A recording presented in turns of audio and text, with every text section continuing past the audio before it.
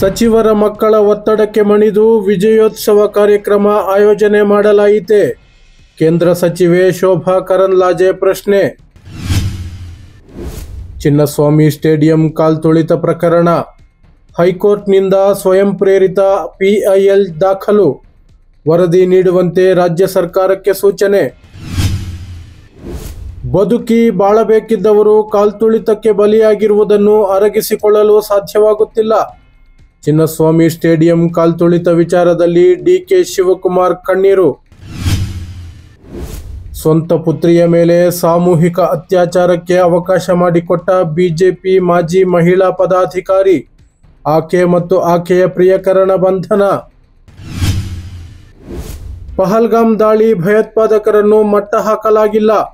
ಪ್ರಧಾನಿ ಮೋದಿ ಜಮ್ಮು ಕಾಶ್ಮೀರ ಭೇಟಿಗೆ ಕಾಂಗ್ರೆಸ್ ಟೀಕೆ.